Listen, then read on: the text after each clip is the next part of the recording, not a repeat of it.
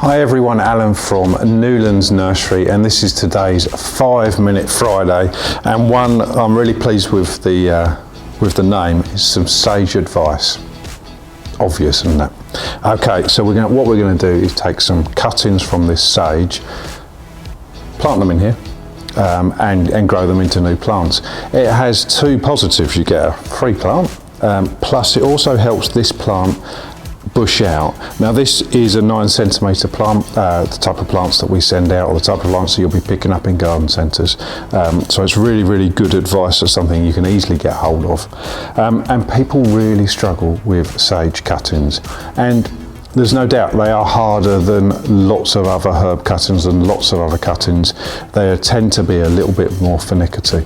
And what I'd say is, when you're taking cuttings for a plant that can be a bit more tricky, make sure you take multiple cuttings if you possibly can. From this plant, clearly we couldn't, but if you've got a bigger plant, you could wait till it's a little bit bigger, for example, then you can take 3, 4, 5, 6 cuttings at the same time. So things to remember about sage cuttings before you start, and we're coming towards August, we're the end of July now. Take them from really young growth. It really does help.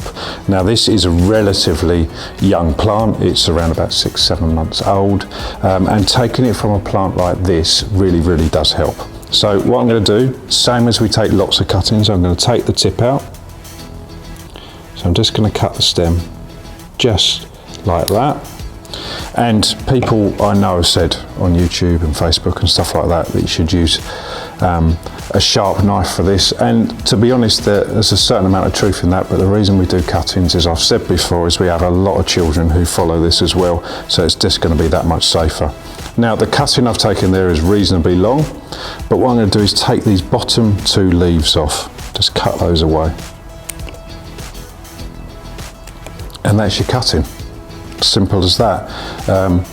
Make a hole in the compost, it's just a multi-purpose compost, and push the cutting in just like that, and we water it nice and well.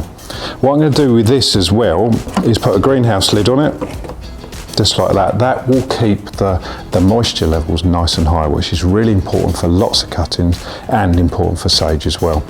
Now from a position point of view, which we don't talk about much with cuttings, but it is a bit more important with something like sage, is make sure you keep it warm, because that's going to help it root, but don't have it too hot and don't let it dry out. Once this cutting dries out, or if you allow it to dry out, you're going to really struggle to let it get water up again. It's a bit like a cut flower effectively.